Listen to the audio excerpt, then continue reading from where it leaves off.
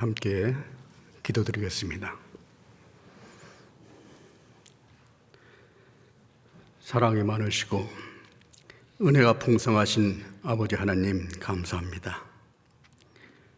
우리가 세상 가운데 살아갈 때 죄를 물마신같이 먹고 마시며 살던 저희들이었습니다. 이제 주님 앞에 섰을 때 심판을 받아 영원히 고통을 받아야만 마땅한 저희들을 주님께서 사랑하심으로 그 높고 영광스러운 보좌 위에서 이 낮고 천한 세상에 오시고 저희들을 구원해 주시기 위해서 십자가에 달려 고난을 받으시고 주님이 그 고귀한 보혈로 저희들의 죄를 다 사해 주시고 저희들을 구원해 주신 주님 감사합니다. 저희들을 구원해 주실 뿐만 아니라 이 세상에 살아가는 동안에도 홀로 버려두지 아니하시고 늘 함께 해주시고 지켜주시고 보호해 주신 주님, 오늘도 주님의 십자가의 보혈로 구원함을 얻은 우리 형제자매들 한자리에 모였습니다. 주님께서 주시고자 하시는 귀한 말씀으로 우리 마음속에 깨닫게 해주시고 이 힘들고 어려운 세상을 주님이 주신 지혜와 능력에 의지하여 힘있게 살아갈 수 있도록 인도하여 주시옵소서. 더욱더 주님이 계획하신 마지막 때를 사는 저희들에게 더욱더 정신을 차리고 근신하여 기도하며 오로지 남은 때를 주님만을 바라보고 힘있게 살아갈 수 있도록 도와주시옵소서. 저희들은 연약합니다. 저희들은 어리석기까지 합니다. 그러나 주님이 함께 해주실 때 주님의 그 크신 능력으로 인하여 승리하며 살아갈 줄 알고 감사드립니다. 더욱더 주님께 영광을 돌리며 남은 때를 살아갈 수 있도록 인도하여 주시옵소서. 오늘도 이 자리에 참석하지 못한 우리 형제자매들 그 어디 있든지 있는 곳마다 함께 해주시고 혹 세상 유혹이나 제약에 넘어지지 않도록 지켜주시고 보호하여 주시옵소서. 오늘도 주 성령이와 함께 역사해 주실 것을 믿고 의지하면서 우리를 죄악 가운데서 구원해 주시고 언제나 저를 사랑하시는 거룩하신 주 예수님 이름으로 기도드렸습니다. 아멘. 성경 말씀 에베소서 4장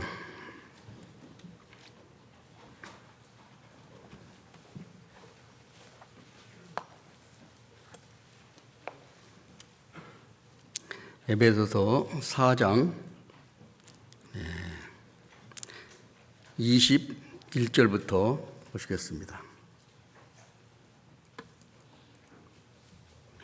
신약성경 314페이지입니다. 21절부터 24절까지를 제가 한 절, 우리 형제자매님들이 한 절 교독하시겠습니다. 진리가 예수 안에 있는 것 같이 너희가 과연 그 안에서 듣고 또한 그 안에서 가르침을 받았을진데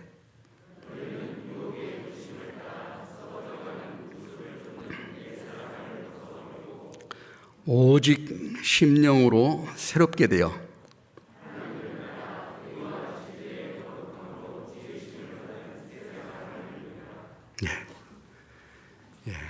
안녕하세요. 우리 안산교회 우리 형제자매님들과는 그래도 좀 여러 번 이렇게 뵌 기억이 납니다. 이제 점점 더 주님이 오실 때가 가까워지고 세상은 점점 더 참 악해져 가고 있습니다. 또한 요즘 많은 코로나로 인해서 또 우리가 생활하기에 그렇게 또 자유스럽게 전도하는데도 많은 어려움을 겪고 있습니다. 그러나 이러한 어려움이 결코 우리에게 주어진 일을 지체시키거나 아니면은 방해하지 못하리라고 생각합니다. 우리가 기독교 역사상 어려움을 겪을 때 보면 더욱더 복음이 활발하게 이렇게 전해지는 그런 모습을 우리가 많이 겪어보고 있습니다. 힘들고 어렵지만은 이런 때 더욱더 우리가 마음을 같이 하고 주님을 바라보고 살아가는 마음이 필요하겠습니다. 오늘은 그래서 에베소서 4장에는 이 21절부터 24절까지 그리스도인의 참 신앙생활을 성공적으로 하기 위해서는 꼭 필요한 필수적인 그런 일들을 우리가 습관을 들여야 신앙생활에 성공할 수 있다는 주제를 가지고 같이 말씀을 배워보겠습니다. 우리가 하루에 24시간을 아주 정신을 차리고 긴장해서 살기라는 것은 쉽지 않죠. 쉬워요? 그러면은 얼마 되지 않아 스트레스를 받아서 참 정신 건강에 아니면 우리 육체적인 건강에도 많은 어려움을 겪을 수 있을 겁니다. 그러나 이것은 우리가 신앙생활하는데 꼭 필요한 그런 내용들을 습관을 들여두면은 이게 어렵지 않게 또 자연스럽게 신앙생활을 할 수 있다는 사실을 우리에게 항상 생각을 좀 해봐야 되겠습니다. 우리는 신앙생활을 그렇게 쭉 해가는 동안에 이 대수롭게 생각하지 않는 이런 습관, 이런 것들이 많이 있다는 사실입니다. 그것이 바로 나는 별로 그렇게 큰 영향을 미치지 않으리라고 생각하지만은 그게 얼마나 큰 영향을 미치는지 우리가 한번 생각을 좀 해보고자 합니다. 어떤 습관을 갖느냐에 따라서 우리 인생이 좌우된다는 겁니다. 우리의 일상생활의 약 90% 이상을 습관적으로 살아간다고 합니다. 근데 다행스러운 건 뭐냐면은 우리가 이 습관을 어머니 뱃속에서부터 가지고 나온 게 아니라는 거예요. 세상에 태어나서 계속 시간이 가면 갈수록 반복을 계속 함으로써 우리 몸에 이렇게 배어 있다는 사실입니다. 그래서 우리가 어린 아이들에게도 잘 습관을 들여놓으면은 자라는데 많은 그런 좀 도움을 받을 수 있고 또 힘있게 살아갈 수 있습니다. 우리가 신앙생활이 힘든 이유가 뭐겠습니까? 옛날에 세상에서 내 생각대로 좀 우리의 본성대로 살아가고자 하는 삶을 10년, 20년, 30년, 길게는 60년, 70년을 몸에 배어있기 때문에 그것을 바꾸려고 하니까 상당히 어려움이 있고 힘들어지는 거죠. 그래서 우리가 어렸을 때부터 우리가 좀 잘 길들여 놓는다면은 특히 어머니들 그 자녀 교육 때 아주 중요하죠. 잘 습관을 만들어 놓는다면은 아마 성장하는데 참 많은 그런 어려움 겪지 않고 참 성공하는 신앙생활을 할 수 있을 겁니다. 그래서 신명기 6장에도 그런 말씀을 하시고 계시죠. 한번 찾아보겠습니다. 여기 책갈피 꼽아 놓으시고 신명기 6장 창세기, 출애굽기, 레위기, 민수기, 신명기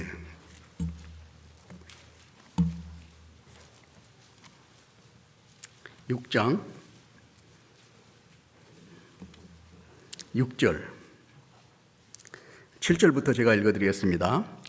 내 자녀에게 부지런히 가르치라.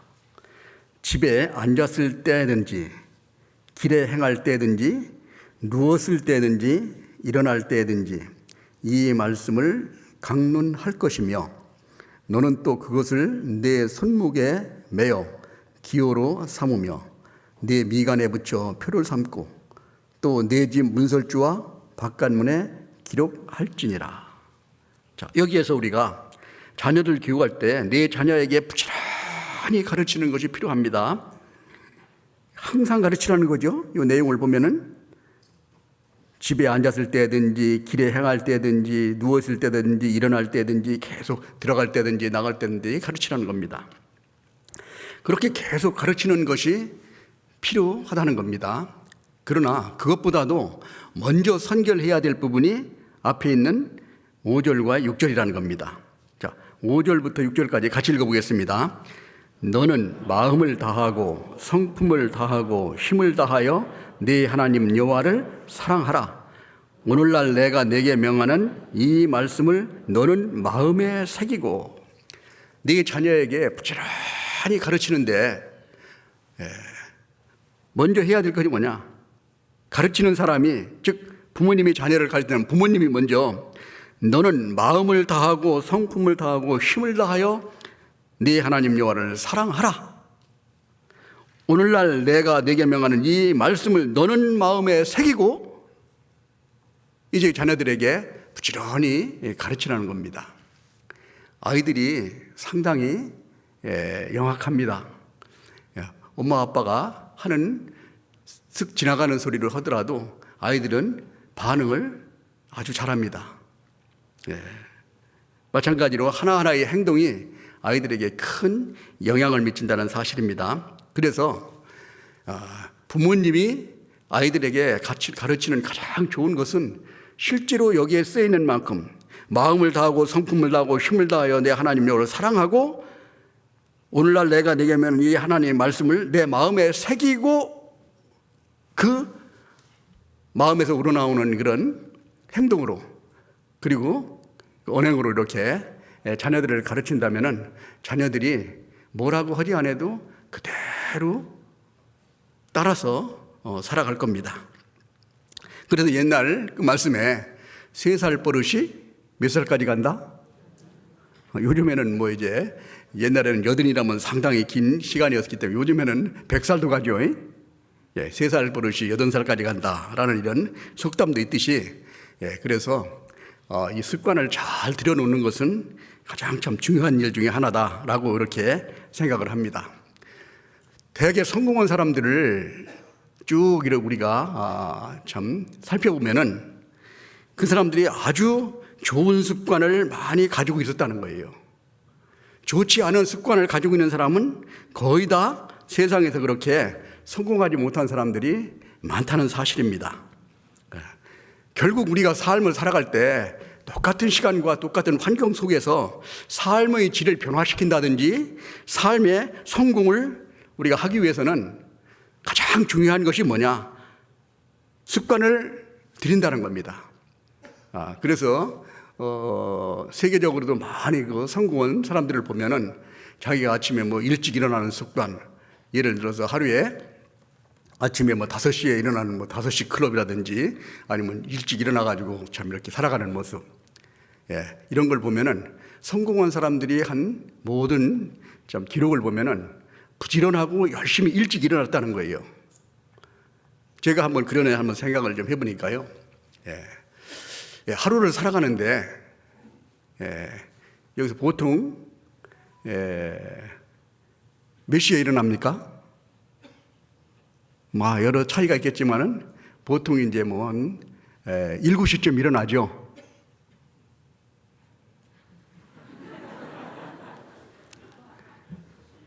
안 일어나요? 7시쯤 일어난다 그러면은 이제 아침 식사하고 또 이제 출근하면은 9시 정도 이렇게 좀 회사에서 일을 하고 또 학교에서는 공부를 하죠. 그런데 아침에 여유가 있게 충분히, 특히 우리 그리스도인들은 세상 사람들과 똑같이 살아가면서 또 신앙생활도 열심히 해야 되기 때문에 같은 24시간을 아주 부지런하게 살지 않으면 경쟁에서 뒤지기 쉽습니다. 경쟁에서 승리하려면 더 부지런해야 된다는 거예요. 그래서 하루의 일과를 충분하게 자기가 주양해가지고 하루의 일과를 통제해가는 그런 사람이 있고, 또 시간에 끌려서 하루 종일 쫓겨다니다 보니까 하루를 보내는 사람이 있습니다. 만약에 예를 들어서 7시에 일어난 사람이 아침에 6시나 5시쯤 일어난다. 5시에 일어나면 2시간을 빨리 일어나죠. 그럼 2시간을 빨리 일어나서 말씀도 기도하고 말씀도 보고 묵상하고 그날 하루에 있을 일도 쫙 정리해보고 또 이렇게 쭉 해간다면은 말씀을 참 하루의 일정을 자기 스스로가 통제해가면서 살아갈 수 있을 겁니다. 근데 8시나 9시쯤 일어나게 되면은 정신없이 쫓기다 보니까 하루 일을 정신 가죠. 그런 생각을 해봤습니다. 마라톤을 뛰는데 42.19km를 뛰는데 한 2시간 남짓 신기록을 보유한 사람들이 그렇게 뛰죠. 잘 모르시는 모양인데 한 2시간 남짓 이렇게 다니는데 마라톤을 뛰는 사람에 비유하면은 내가 다른 사람보다 2시간 빨리 출발했어요. 그러면은 2시간이 지나고 나면은 다른 사람들은 출발선에 출발하려고 할 때 나는 꼬린 지점에 거의 가 있죠. 예. 그러면은 이 사람이 아무리 달리는 그런 선수를 할지라도 앞에 갈 사람을 따라갈 수 있겠습니까? 없겠습니까? 불가능하죠. 예.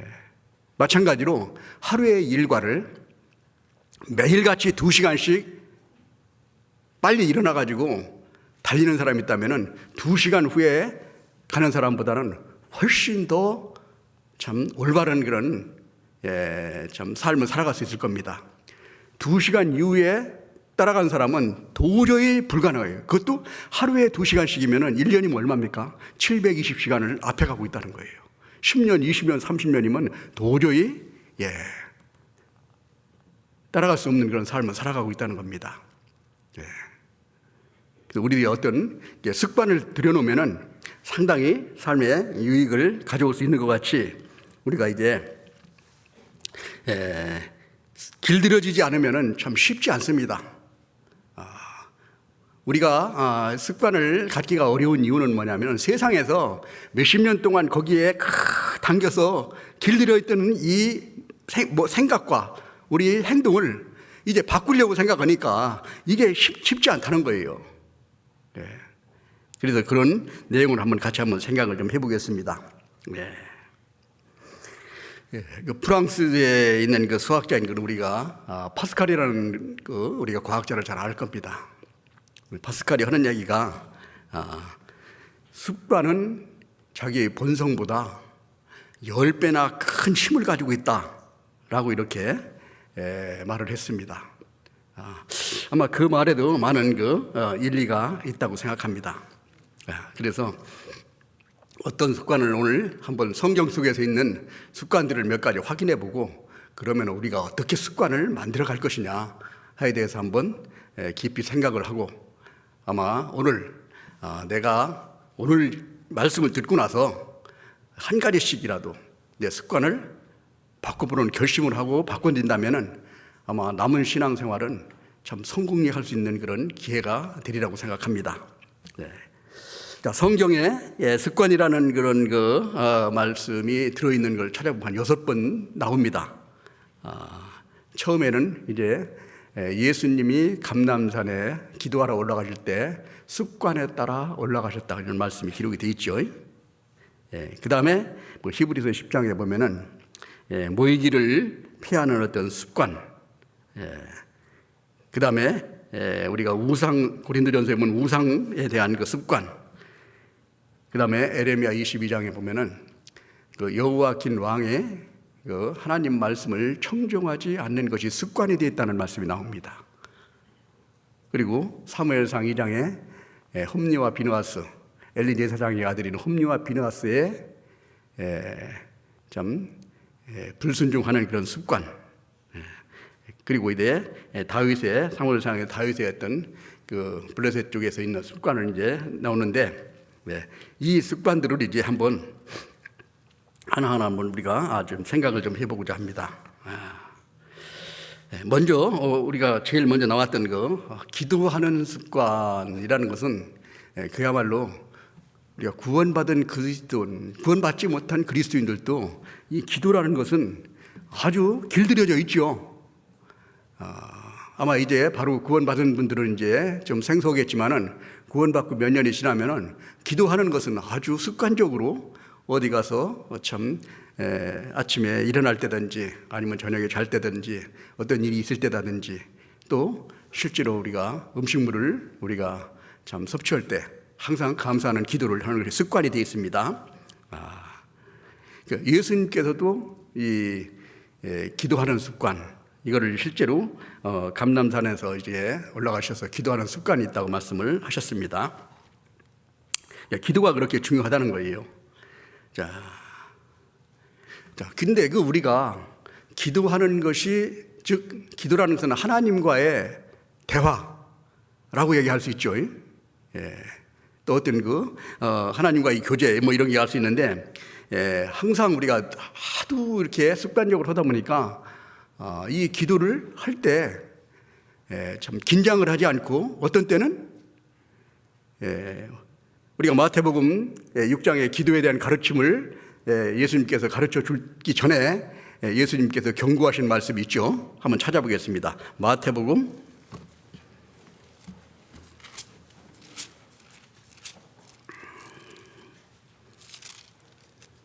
6장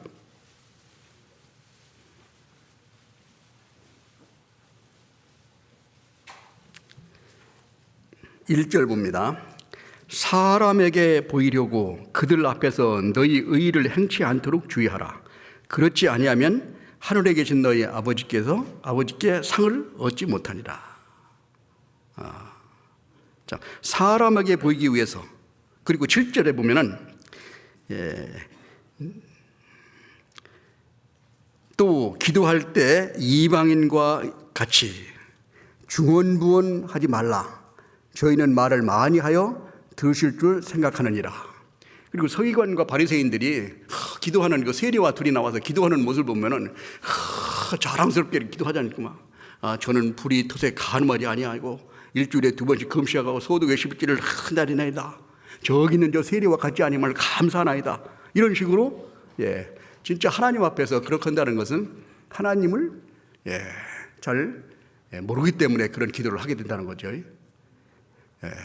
바리새인이나 서기관들만 그런 것이 아니라 우리도 가끔 기도할 때 내가 무슨 기도를 하는지도 모르고 그냥 나올 수 있습니다. 직장에서 회사 사장님 앞에서 아무 생각 없이 아무 말이나 짓거린다면 어떤 일이 벌어지겠어요? 그렇죠? 하물며 하나님 앞에서 내가 마음속에 생각 없는 이런 말들을 좀 중언부언한다면 얼마나 좀 위험한 일인가를 우리가 생각할 수 있습니다.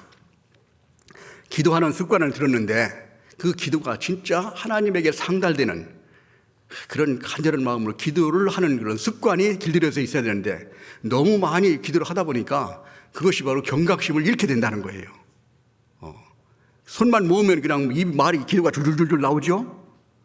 안 그래요? 그렇지 않은 모양인데.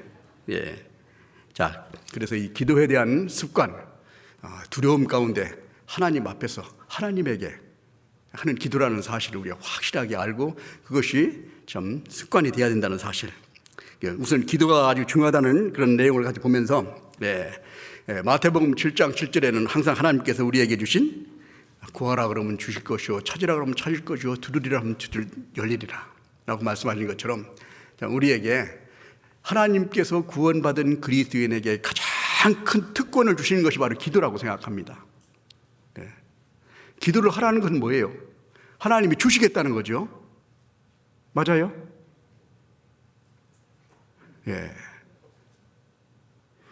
사람은 자식에게 주고 싶어도 줄 게 없어서 못 주지만은 하나님은 주시고 싶은 건 모든 것을 다 주실 수 있는 분입니다. 단 하나님의 뜻에 맞을 때. 그래서 우리가 요한복음 15장에도 너희가 내 안에 거하고 내 말이 너희 안에 거하면 무엇이든지 원하는 대로 구하라. 그리하면 주시겠다고 약속하셨죠. 믿고 구하는 것은 다 받은 줄로 알아라고 말씀하신 것처럼 우리에게 기도하는 것은 그야말로 우리에게 가장 큰 구원받는 그리스도인의 특권이라는 겁니다.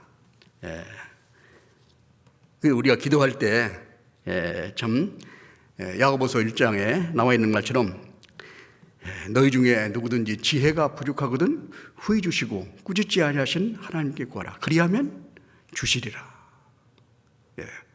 너희가 지혜가 부족하거든. 우리가 지혜가 부족하지요. 지혜뿐만 아니라 능력도 부족하고 많은 것이 부족합니다. 그럴 때마다 하나님께서 하나님께 구하라고 말씀하십니다. 주시겠다는 거예요. 이 기도하라고 말씀하신 것들은 그때 말씀하신 야고보서 1장 6절에 보면은 뭐라고 했습니까? 조금도 의심하지 말고 하나님께 구하랬습니다. 겸손한 마음으로 인내를 가지고 간절한 마음으로 하나님께 구할 때 하나님께서 우리에게 주시겠다는 겁니다. 그 본을 예수님께서 누가복음 22장에 실제로 본을 보여주시는 모습을 보죠. 누가복음 22장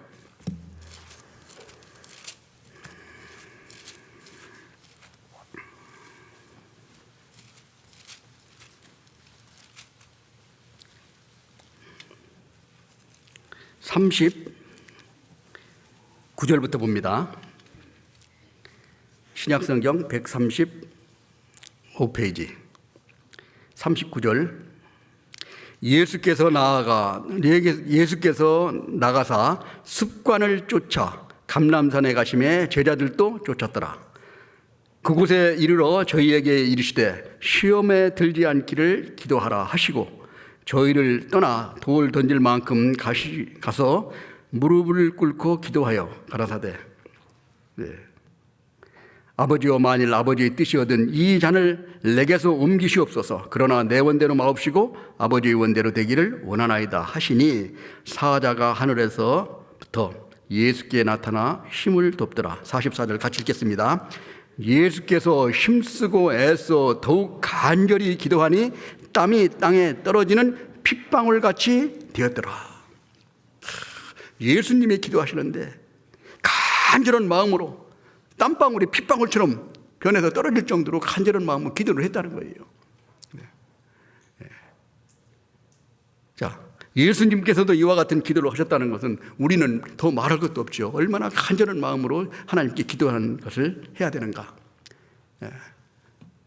이것이 습관이 된다면 우리는 하나님으로부터 많은, 여기에 본문에 있죠. 사자가 하늘로부터 예수께 나타나 힘을 돕더라. 하나님께서 할 수 있도록 참 베풀어 주시고 은혜를 베풀어 주시고 또 인도해 가신다는 것 사실입니다.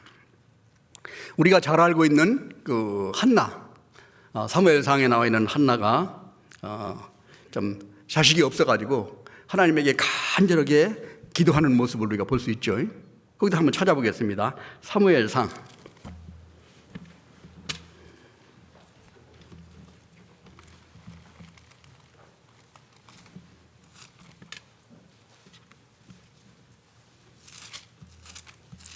1장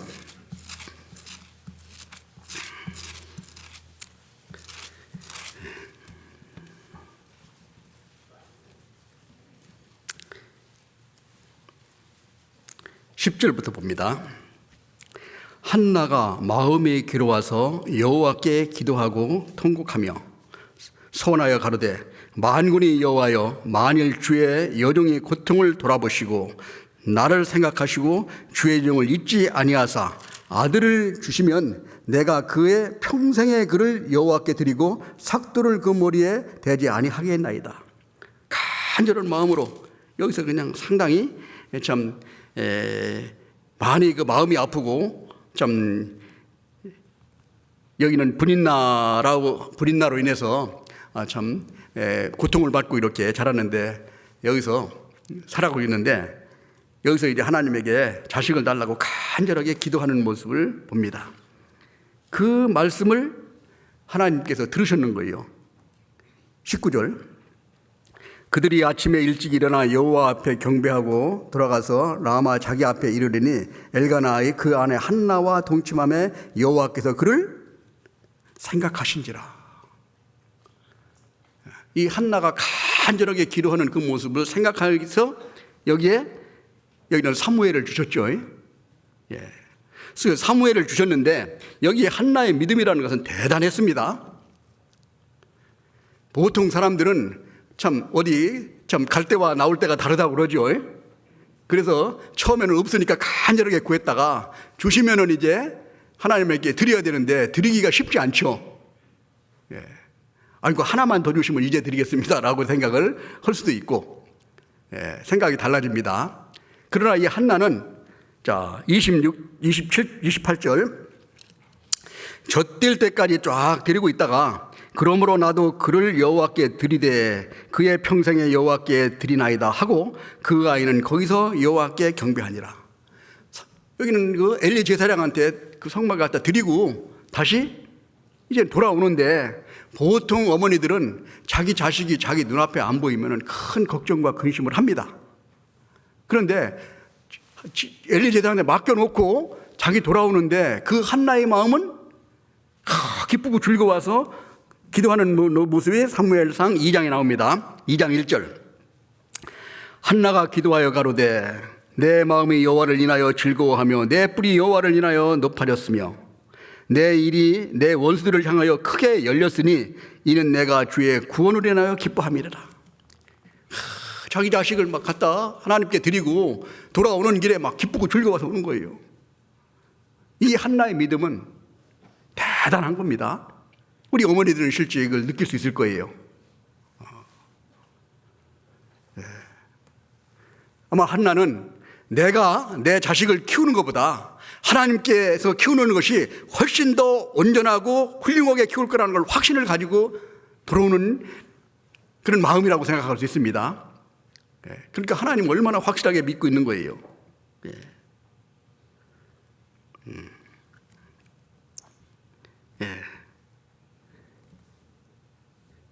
참 그런 한나의 기도를 들으시고 이제 사무엘을 주셨는데, 사무엘을 바치고 나니까 나중에 하나님께서 어떻게 했습니까? 2장 21절에 보면은 여호와께서 한나를 견고하사 그로 잉태하여 세 아들과 두 딸을 낳게 하셨고 아이 사무엘은 여호와 앞에서 자라니라. 그렇게 드리고 나니까 나중에 세 아들과 두 딸을 또 더 주신 거예요. 하나님에게 드렸을 때 하나님께서는 충분하게 우리에게 더 베풀어 주신다는 사실, 이것을 확실하게 우리에게 참 보여주시고 있는 사랑이라고 생각을 합니다. 자, 여기에서 우리가 한 가지, 그런 마음으로 한나가 기도하고 그 응답을 받고 나서 돌아올 때 그 사건을 인해서 한나의 신앙이 어떻게 변화가 됐는가, 이 사실이 이제 2장에 쭉 나오는데, 한나가 하나님에 대해서 확실한 것을 깨달았다는 거예요. 자, 여기 한번 같이 보겠습니다. 사무엘상 2장 1절에 보면은 한나가 기도하여 가로되 내 마음이 여호와를 인하여 즐거워하며 내 뿔이 여호와를 인하여 높아졌으며 내 입이 내 원수들을 향하여 크게 열렸으니, 같이 읽겠습니다. 이는 내가 주의 구원을 인하여 기뻐합니다. 첫 번째 한나가 깨달은 것은 뭐예요? 구원의 하나님이라는 사실을 깨달았다는 거예요. 하나님이 구원해 주셨다, 자기를. 이걸 깨달은 겁니다. 그 다음에 2절에는 여호와가 이같이 거룩하신 이가 없으시니 이는 주밖에 다른 이가 없고 우리 하나님 같은 반석도 없으십니다. 자, 여호와 같이 거룩하신 이가 없다. 거룩하신 하나님이라는 사실을 확실하게 깨달았다는 거예요. 그 다음에 주밖에 다른 이가 없고 유일하신 하나님이라는 거예요. 하나님은 주밖에 다른 사람이 없다. 우리 하나님은 같은 반석도 없으십니다. 유일하신 하나님이라는 사실을 여기는 한나는 확실하게 깨달았습니다. 그 다음에 3절에는 심히 그만한 말을 다시 하지 말 것이며 오만한 말을 너희 입에서 내지 말지어다. 여호와는 지식의 하나님이시라 행동을 달아보시느니라. 하나님은 지식의 하나님이라는 거예요. 모든 것을 알아요. 전지전능하신 하나님이라는 사실을 여기서 확실하게 깨닫게 됩니다. 그리고 4절에 보면은 용사의 칼을 꺾고 넘어진 자의 힘으로 띠를 띠도다. 유독하던 자들은 양식을 위하여 품을 팔고 줄이던 자들은 다시 줄이지 않도다. 전에 잉태하지 못하던 자는 7을 낳았고 많은 자녀를 둔 자들은 쇠약하도다. 여호와는 죽이시기도 하시고 살리기도 하시며 음부에 내리기도 하시며 올리기도 하시는도다. 7절 같이 읽겠습니다. 여호와는 가난하게도 하시고 부하게도 하시며 낮추기도 하시며 높이시기도 하는도다. 자, 전지전능한 하나님이시라는 걸 확실하게 깨달았다는 거예요. 이 한나는 이 사건을 통해서. 네.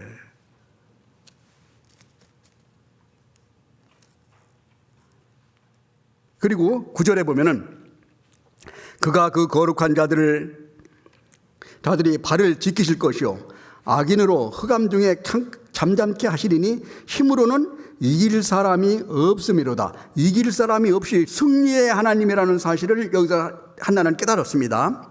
10절 여호와는 대적하는 자를 산산이 깨어질 것이라 하늘 우레로 그들을 치시리로다. 여호와께서 땅 끝까지 심판을 베푸시고 자기 왕에게 힘을 주시며 자기 기름 부음 받은 자들의 큰 자의 뿔을 높이시리로다. 여기에서 심판의 하나님이라는 사실을 우리에게 확실하게 깨닫게 만들어줍니다. 이 한나는 간절하게 하나님에게 기도해서 자기 참 사무엘을 얻고 또 사무엘을 하나님께 바침으로써 거기에 대한 5자녀를 또 얻고 또 하나님에 대한 그런 믿음의 확신을 확실하게 깨닫고 살아간다는 거예요. 네. 엄청난 이런 일을 실제로 이렇게 깨닫고 살아가는 이런 모습들을 한나를 통해서 볼 수 있습니다. 그런 한나의 믿음이 사무엘이 일생 동안을 하나님을 섬기면서 살아갈 수 있는 그런 밑바탕이 되어주었다는 겁니다. 젖될 동안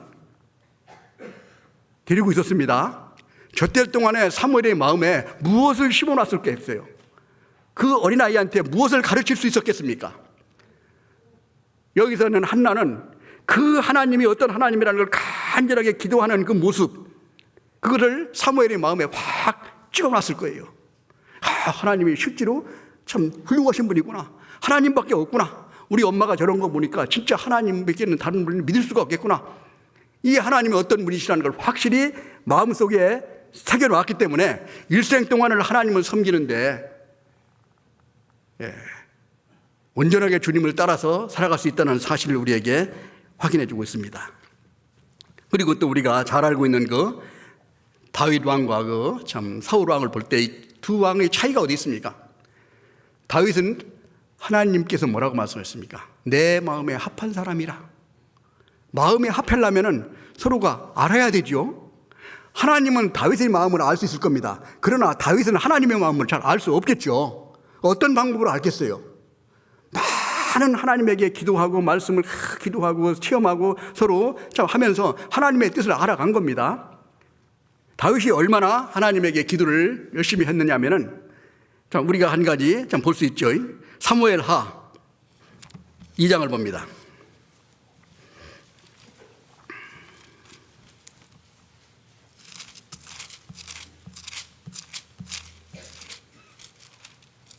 사무엘하 2장 1절 구약성경 465페이지입니다.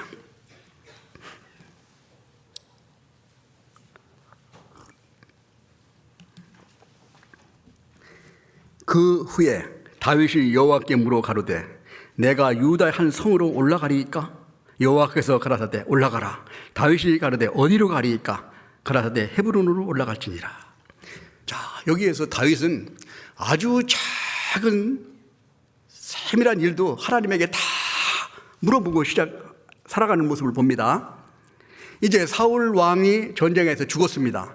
다음에는 기름을 부은 자기가 왕을 할 차례예요. 그래서 아무 성에나 올라가서 이제 다스려도 되는데 이때 올라가기 전에 하나님에게 기도합니다. 하나님, 이제 제가 올라가도 되겠습니까? 하나님께 뭐라고 합니까? 올라가라. 그러면 올라가면 되죠? 그럼 어디로 올라가면 되겠습니까? 헤브론으로 올라가라.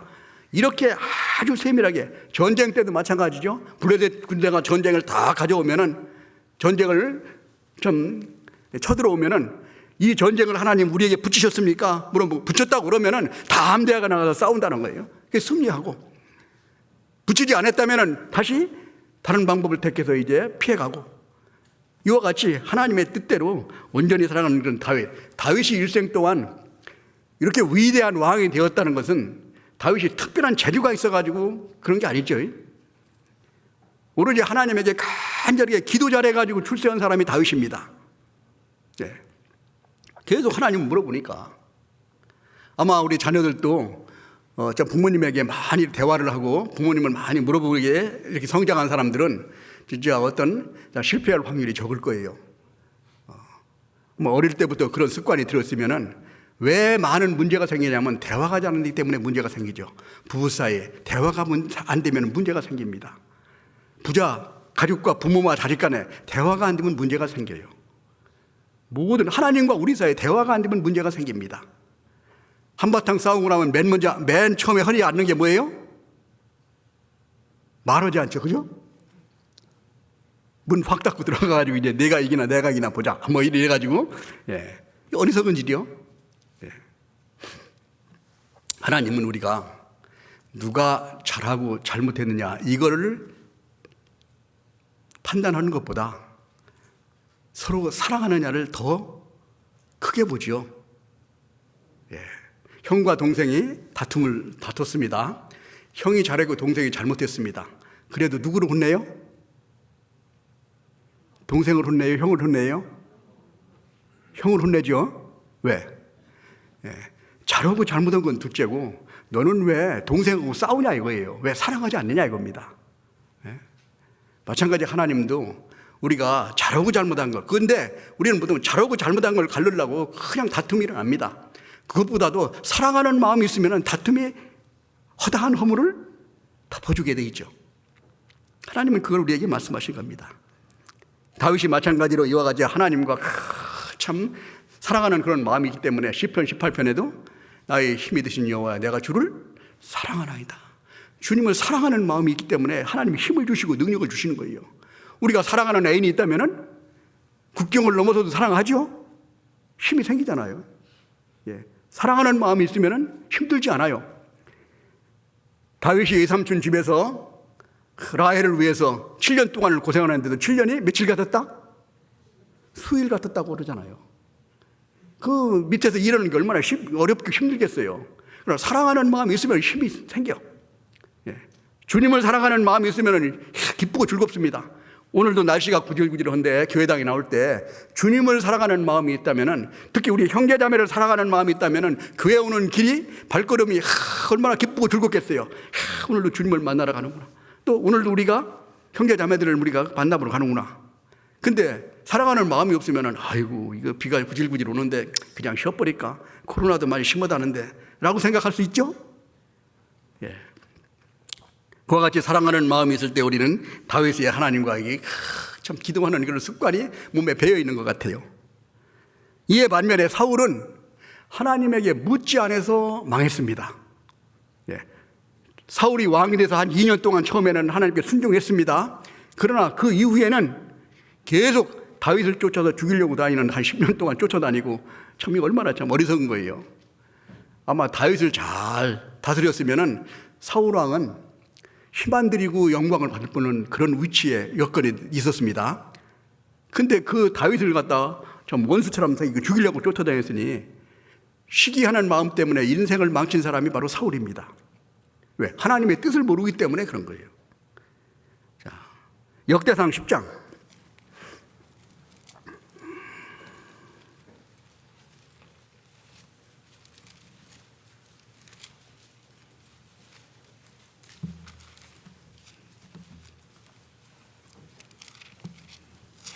역대상 10장 13절 같이 읽겠습니다.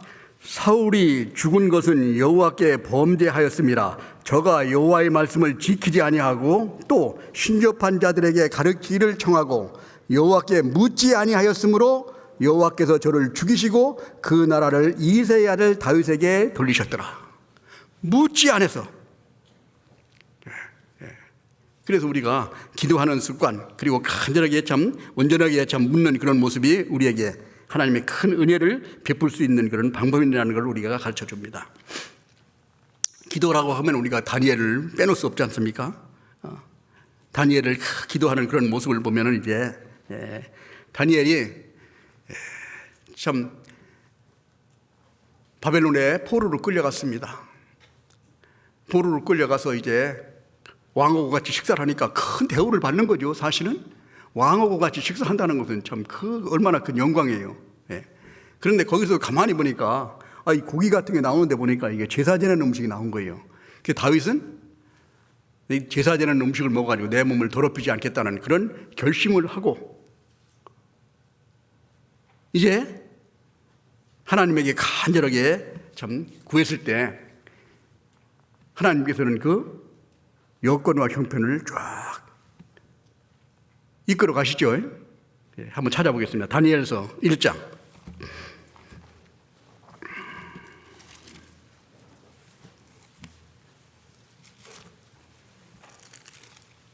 8절.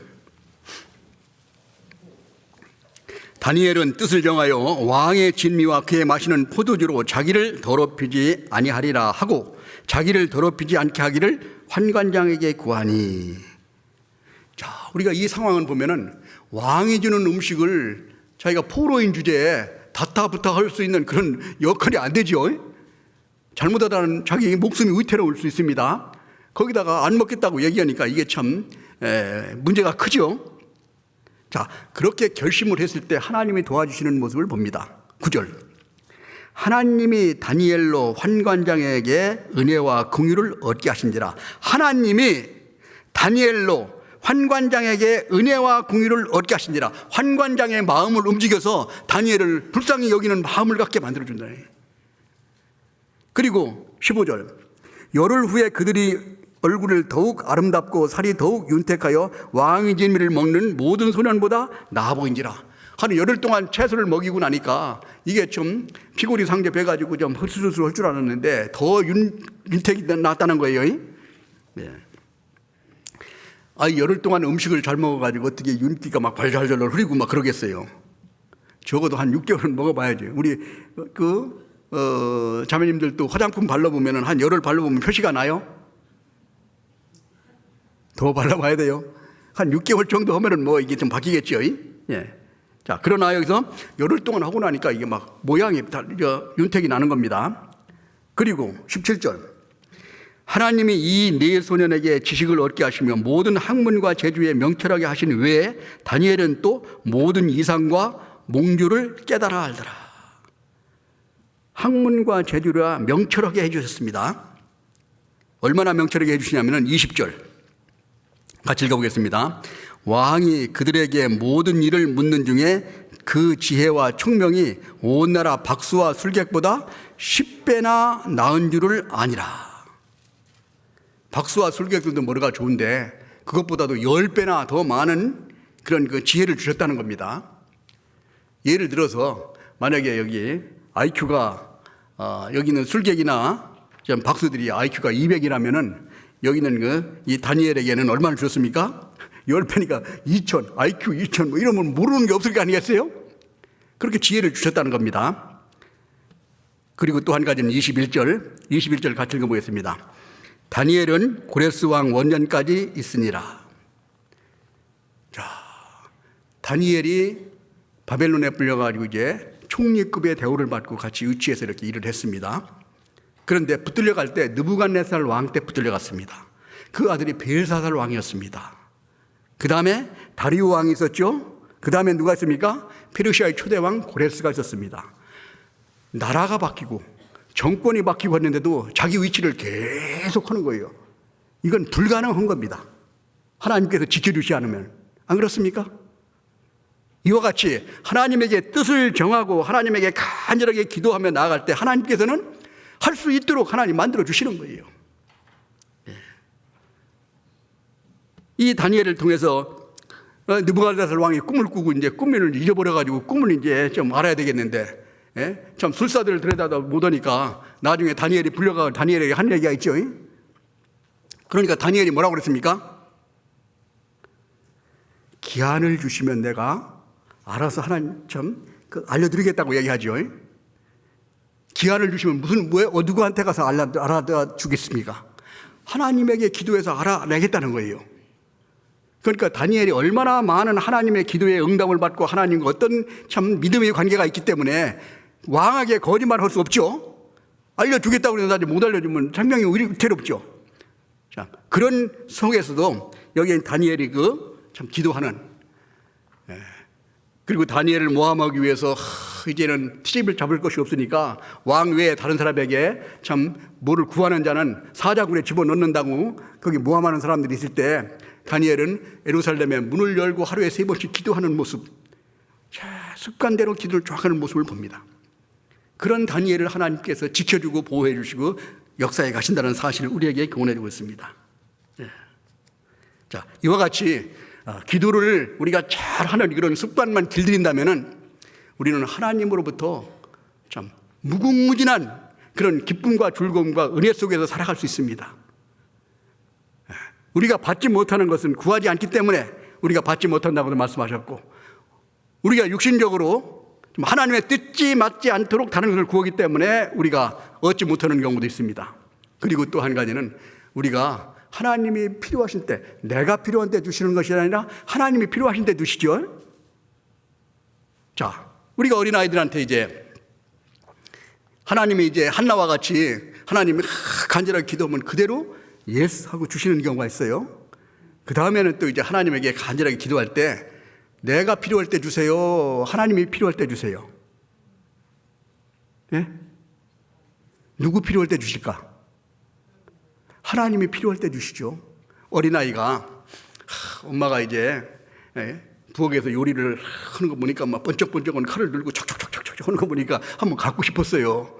칼을 가지고 놀고 자기도 하고 싶으니까 가가지고 엄마 붙들고 칼 달라고 얘기하면 엄마가 줘요, 안 줘요? 줘요, 안 줘요? 안 주죠.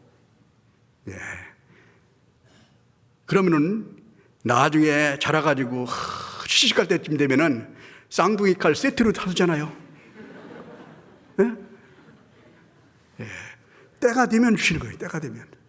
근데 나는 내가 필요한 때 달라고 보채고 안 주면은 원망하고 불평하는 일이 있다는 겁니다. 그리고 또 한 가지는 이걸 주면은 완전히 망해버릴 것 같을 때 하나님이 줘요, 안 줘요?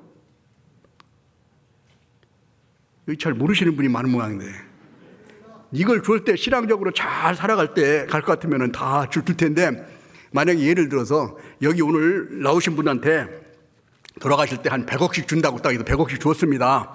그러면 다음 주에 나오는 분이 얼마나 될까요? 다 놀러 어디로 가버리고 안 나올 것 같으니까 이제, 그리고 자기 멋대로 쓰는 일이 많기 때문에 하나님이 그걸 아시니까 못 주는 거예요. 주님을 위해서 쓸 것 같으면 그냥 부어주시잖아요. 하나님이 뭐가 아까워서 안 주시겠습니까?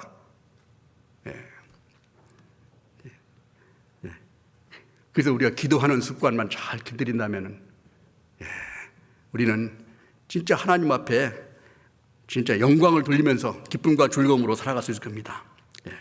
자, 그 다음에 또 한 가지 우리가 살 수 있는 야고보서 1장.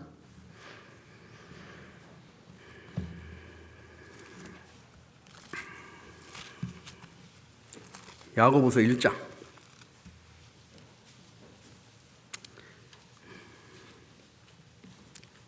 (19절) 내 사랑하는 형제들아, 너희가 알거니와 사람마다 듣기는 속히하고 말하기는 더디하라. 성내기도 더디하라. 사람이 성내는 것이 하나님의 일을 이루지 못함이니라. 그러므로 모든 더러운 것과 넘치는 악을 내어버리고 능히 너희 영혼을 구원한 바 마음에 심긴 도를 온유함으로 받으라. 너희는 도를 행하는 자가 되고 듣기만 하여 자신을 속이는 자가 되지 말라. 자, 우리가 신앙생활에서 가장 첫 번째 우리가 접하는 것이 뭐냐면은 듣는 거예요. 듣는 거.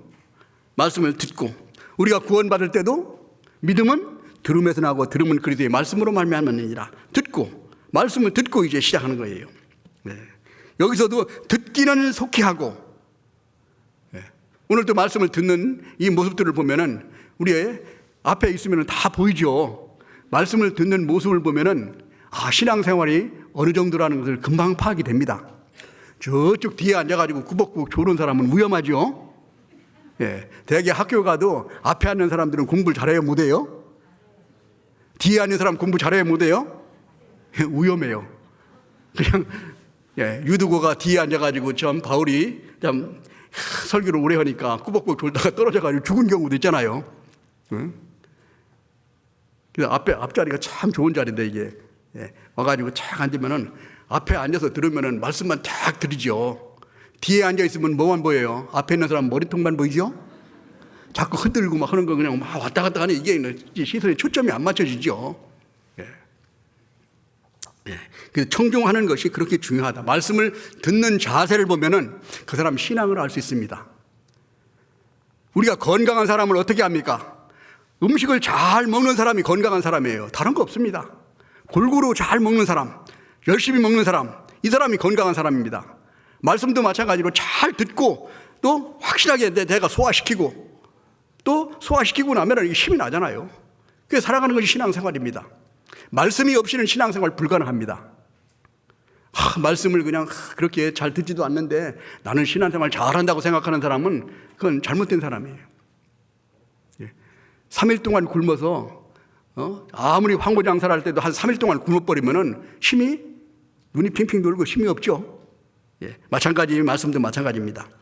그래서 말씀을 잘 듣는 것이 진짜로 우리 신앙생활에 중요하다. 에덴 동산에 있을 때도 하나님이 따먹지 마라, 먹는 날에는 정령 죽으리라고 말했는데 그 말씀을 흘려버렸기 때문에 문제가 생긴 거예요. 아마 아담이 하와가 들었을 텐데 먹으면 죽는 걸 아담이 한두 번 얘기했겠어요. 근데 흘려들어버리는 거예요. 광야에서 이스라엘 민족을 이끌어갈 때 하나님이 말씀하신 것을 계속 흘려들으니까 40년 동안 열아로만 갈 수 있는 거리를 40년 동안을 갈 수 있는 그런 상황이 벌어지고 말았죠. 이스라엘 민족이 왜 그렇게 많은 고난을 받습니까? 하나님 말씀에 순종치 않고 잘 듣지 않아서 그 많은 일들을 이렇게 고통을 받고 그렇게 고난을 받는 모습들을 봅니다. 그래서 듣는 것 아주 참 훌륭한 여건 가운데에서도 듣는 습관이 잘못돼가지고 망한 이스라엘 왕이 있습니다. 에레미야 22장.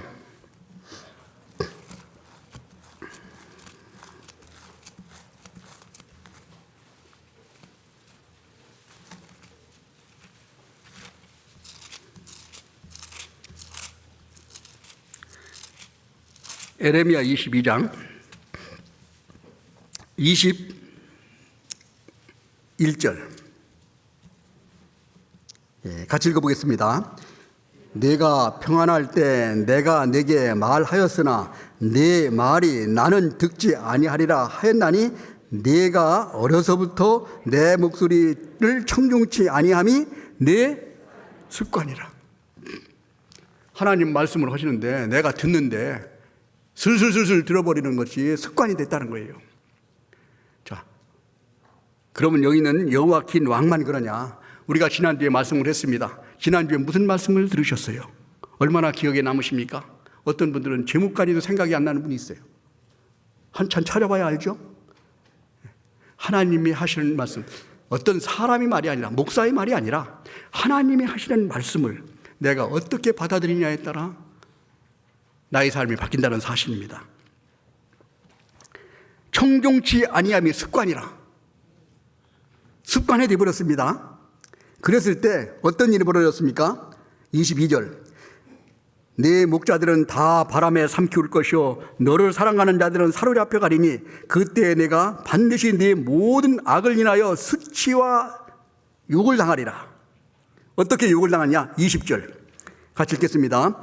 너는 리바논에 올라 외치며 바산에서 네 소리를 높이며 아바람에 외치라. 이는 너를 사랑하는 자가 다 멸망하였습니다. 너를 사랑하는 자가 다 멸망했다. 얼마나 슬픈 이야기입니까? 왜? 하나님 말씀 청종하는 것을 청종치 않는 것이 습관이 되어버려가지고 내가 나중에는 여기서 여호와킨 왕이 18세에 등극했습니다. 3개월 동안 왕을 하고 바벨론에 끌려갔습니다. 그 자식들이 있었는데 거기서 다 죽고 말았죠. 다. 그 사랑하는 자가 다 멸망하고 말았어요. 왜? 그 원인이 어디 있었습니까? 하나님의 말씀을 청종치 않은 것이 습관이 되어버렸다는 거예요. 우리가 잘 알고 있는 그 사무엘상 2장에 보면 엘리 제사장의 아들 홈니와 비느하스. 홈니와 비느하스가 어땠습니까? 한번 찾아보겠습니다. 사무엘상 2장.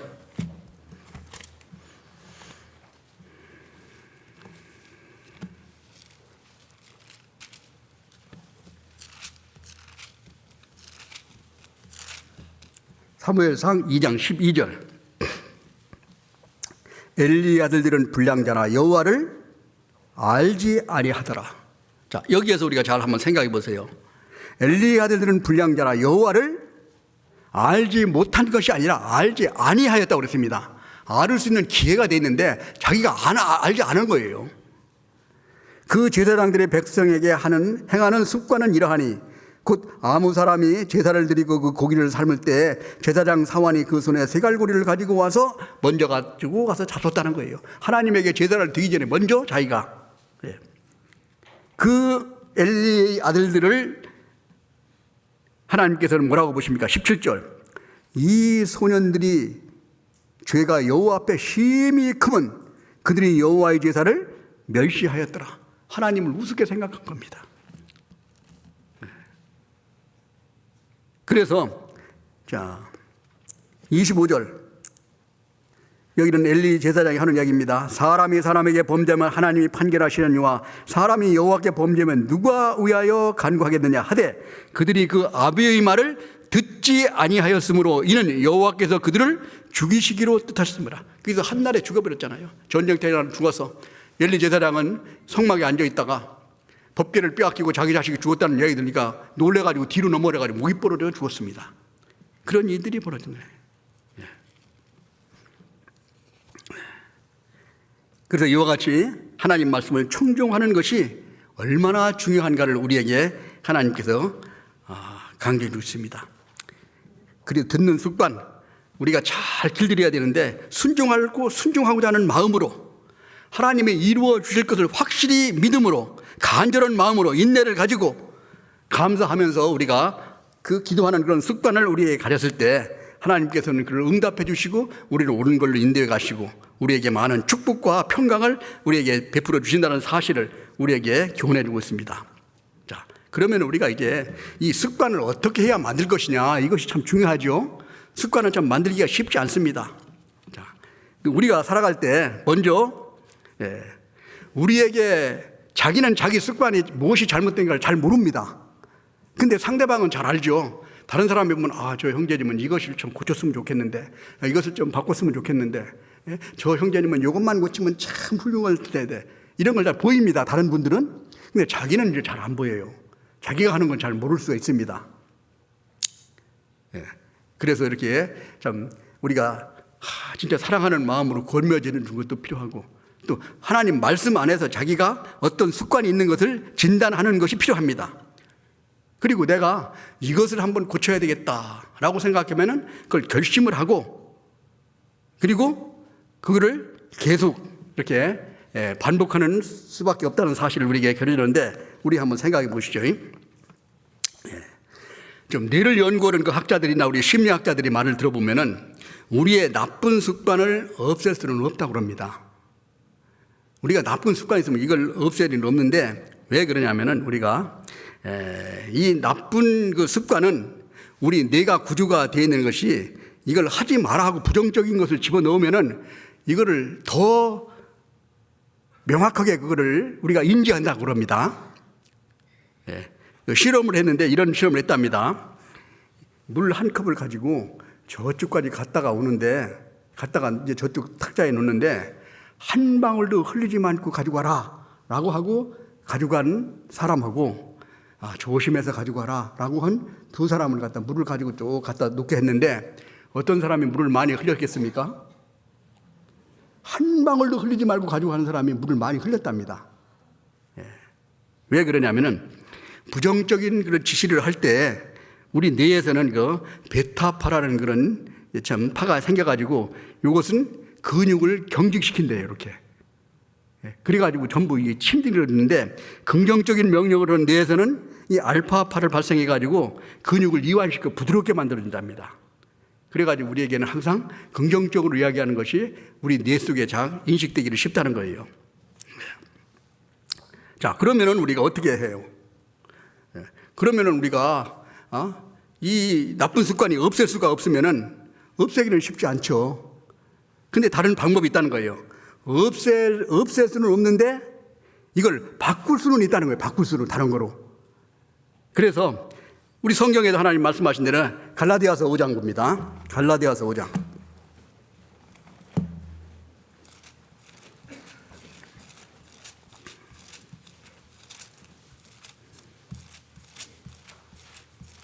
갈라디아서 5장 16절.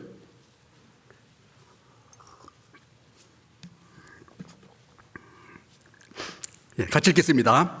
내가 이르노니 너희는 성령을 쫓아 행하라. 그리하면 육체의 소욕을 이루지 아니하리라.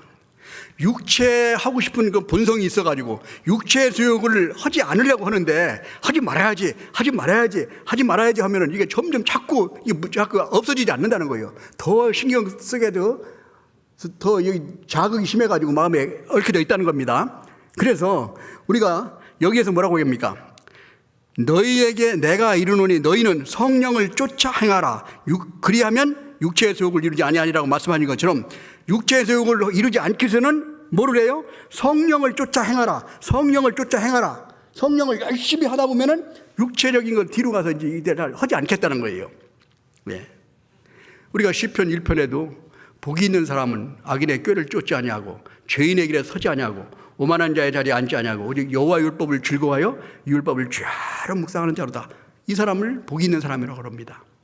여호와의 말씀을 죄로 계속 공급하고 묵상하는 자는 그 말씀 속에서 힘을 얻고 말씀 속에서 하나님이 응답해 주고 말씀 속에서 내가 성취할 수 있는 그런 능력을 주시기 때문에 복을 받게 되어 있는 겁니다. 그래서 왜 그런 거냐면 우리가 메리언 더글라스라는 그런 사람이 삶에서 이런 실험을 자기가 실제로 삶에 느꼈던 건데, 첫 번째는 쭉 결혼해가지고 살아가는데 자기 5살짜리 어린 딸이 사고로 인해서 죽었습니다. 그 마음이 얼마나 참 아프겠어요.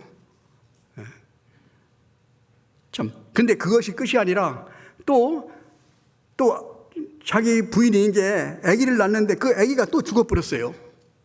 그러니까 이제 막 실망을 해가지고 이제 뭐 하고 싶은 생각도 없고 그냥 막연하게 참 이렇게 마음에 참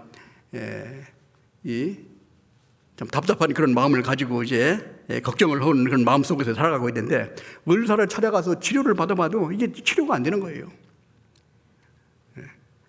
그런데 이제 다행히 4살 먹은 그 아들이 하나 있었는데 아들이 그런 얘기를 했답니다. 아빠 배 좀 하나 만들어줘.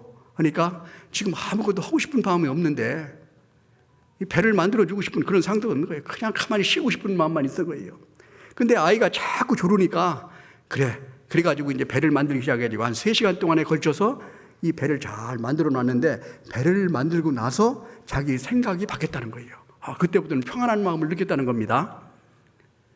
어떤 삶 속에서 내가 큰 걱정과 근심을 하고 있는데 다른 것으로 그걸 대체함으로써 그것이 바로 자기에게 평안을 준다는 것을 실제로 느꼈다는 겁니다. 그래서 우리가 마음속에 있는 어떤 걱정과 근심 걱정 같은 걸 치료할 때 다른 일에 어떤 집착하게 만들어져서 몰두하게 되면은 그것을 잊어버린다는 겁니다. 그런 걸 많이 느낄 수 있죠. 그래서 전쟁에 나가서 전쟁 그 위험과 그런 위험 속에서 많은 죽어가는 사람들을 보고 그러니까 이게 전쟁에 가면은 이제 정신이 좀 이렇게 신경 정신적인 그런 참 충격을 받아가지고 후방으로 이렇게 후송되는 그런 환자들이 있습니다. 왜? 전쟁의 상황이 하도 그렇게 위협하고 참 그런 충격적인 상황을 많이 보니까 이 정신적으로 문제가 생겨가지고 후방에서 이제 치료하는 그 군의관들이 어떤 방법으로 치료를 하냐면은 그들에게 이제 돌아오자마자 처방을 해주는데 약이나 주사를 놓고 뭐를 치료해 주는 것이 아니라 다른 곳에 가서 막 열심히 일하는 것, 이걸 뭐 쉴 새 없이 일을 시킨다는 겁니다. 그 방법이 바로 작업요법이라고 얘기를 한다고 합니다. 그러니까 다른 일을 계속 하게 시키면은 먼저 있던 것들을 잊어버린다는 거죠. 심리학자들이 이야기하기는 뭐라고 얘기합니까? 아무리 머리가 좋은 사람, 비범한 사람일지라도 동시에 두 가지 이상을 생각하지 못한다는 거예요. 하나밖에 생각을 못한다는 겁니다. 그래서 한 가지를 생각하게 되면은 나머지는 생각하지 못하니까 그것을 계속 반복할 때 거기에 우리의 이제 점점 더 그 부분이 이제 내 마음속에 자리 잡게 되기 때문에 그걸 치유할 수 있다는 사실입니다. 그래서 습관이라는 것은 우리가 잘 바뀌지 않죠. 잘 바뀌어요? 잘 안 바뀌죠. 왜 잘 안 바뀝니까? 습관이라는 건 오랫동안 반복을 해가지고 내 마음에 다 이게 신경이 쫙 연결돼가지고 반사적으로 행동이 나타나죠. 자, 무엇이 날라오면은 아이고 눈을 감아야 되겠다 하고 눈 감습니까? 그냥 자동적으로 감기잖아요. 습관이 돼가지고. 그런 것처럼 우리가 지속적인 그런 반복을 했기 때문에 이게 변하기 쉽게 반하지도 않는다는 거예요.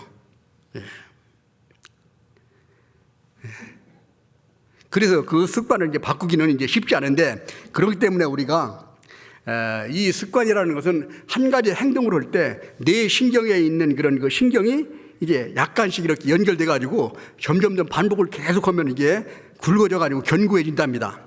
견고해지고 나면은 이제 습관이 생기는데, 이런 습관이 생기는데 보통 한 3주 정도 생긴다고 그럽니다. 한 21일 정도 계속 반복을 하게 되면은 이제 습관이 생긴다는 거예요.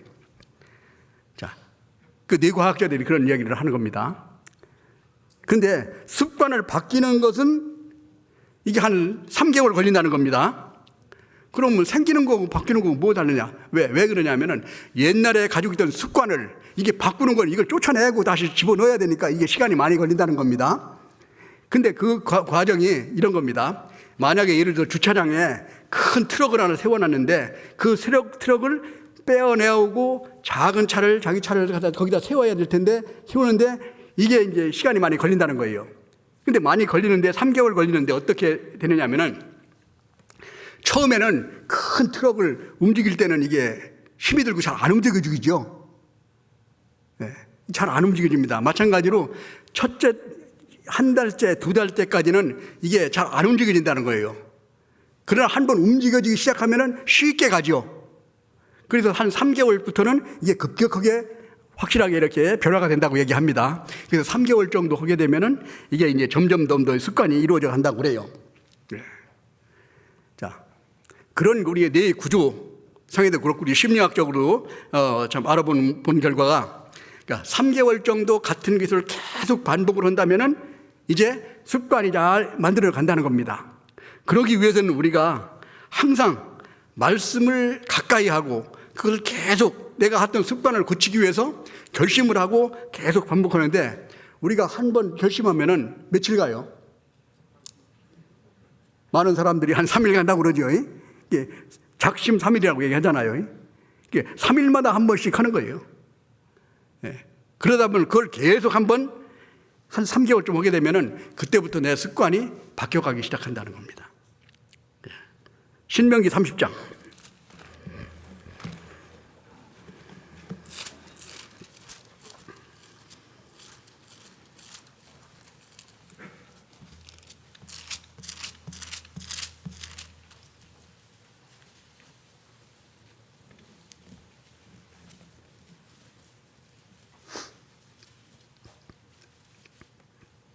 11절 봅니다.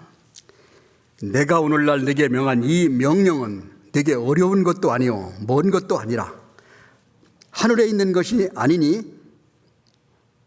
네가 이르기를 누가 우리를 위하여 하늘에 올라가서 그 명령을 우리에게로 가지고 와서 우리에게 들려 행하게 할 것이 아니요 이것이 바다 밖에 있는 것이 아니니, 네가 이르기를 누가 우리를 위하여 바다를 건너가서 그 명령을 우리에게로 가지고 와서 우리에게 들려 행하게 할 것도 아니니라. 14절 같이 읽겠습니다. 오직 그 말씀이 내게 심히 가까워서 내 입에 있으면 내 마음에 있은즉 내가 이를 행할 수 있느니라. 우리 마음에 말씀을 가까이 계속 주야로 묵상하게 되면은 우리 마음에 쉽게 적응을 한다는 겁니다. 그래서 우리가 무엇을 생각하느냐가 가장 중요해요. 사람은 생각하는 대로 삽니다. 생각이 계속 깊어지고 생각이 길시험이 되면 내 마음에 새겨지게 되죠. 그래서 생각은 어디서부터 오냐? 보고 듣고 느끼는 데서 많이 우리 생각을 하게 되는 겁니다. 그래서 우리가 하나님의 말씀을 보고 말씀을 듣고 하나님 말씀을 실천해서 느끼고 이렇게 살아가는 것을 계속 반복을 한다면 그것이 내 마음속에 자리 잡고 그것을 이제 우리가 반복함으로써 우리의 습관이 생겨난다는 겁니다.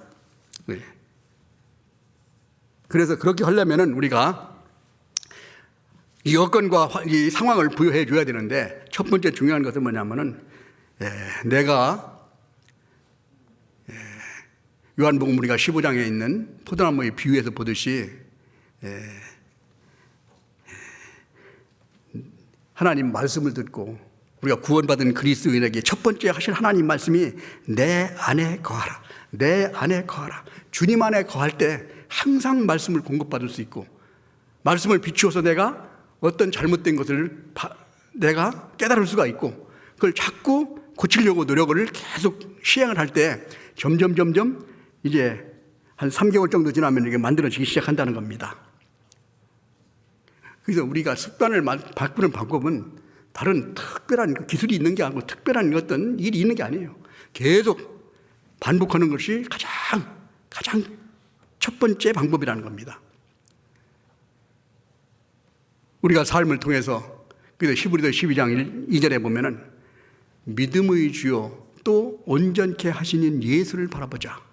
믿음의 주요 또 온전케 한다는 게 뭐예요? 온전이라는 말은 적당이라는 뜻이 아닙니다. 온전이라는 건 완전한 뜻이라는 거예요. 완전하다는 것, 즉 우리가 바꾸면 완전하게 하는 것, 즉 퍼펙트라는 거예요. 퍼펙트. 우리를 온전하게 만들기 위해서 하나님은 뭐를 주셨어요? 성경을 주셨습니다. 모든 성경은 하나님의 감동으로 된 것으로 교훈과 책망과 바르게 함과 의로 교육하기에 유익하니 이는 하나님의 사람으로 온전케 하며 하나님의 사람으로 온전케 하기 위해 말씀을 주신 거예요.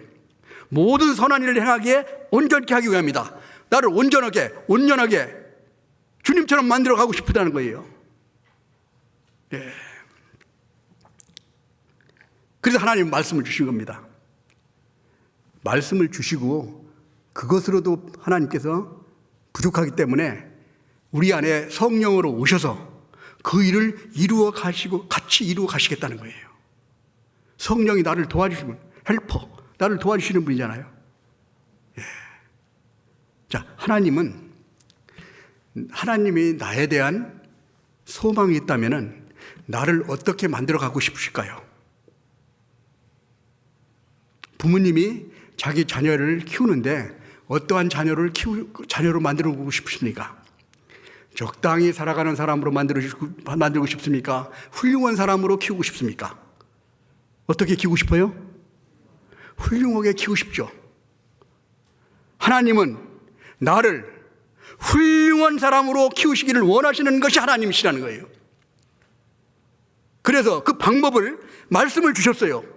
말씀을 주시고 내 안에 오셔서 나와 함께 그걸 만들어 가시고자 하시는 것이 하나님의 뜻이라는 거예요. 그래서 나는 그 하나님에게 맡기면 하나님이 만들어 가시는 겁니다.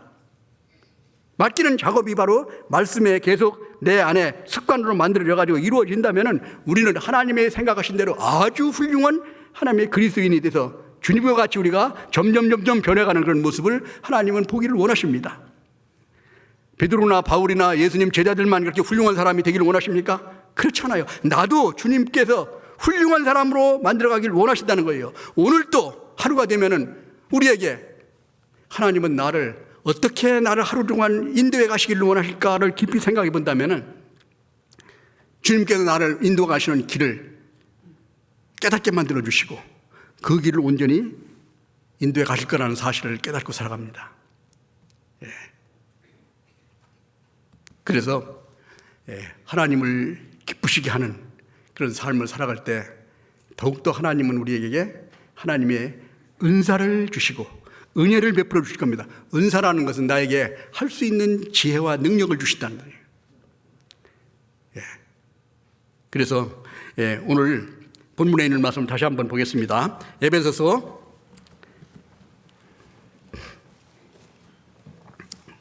4장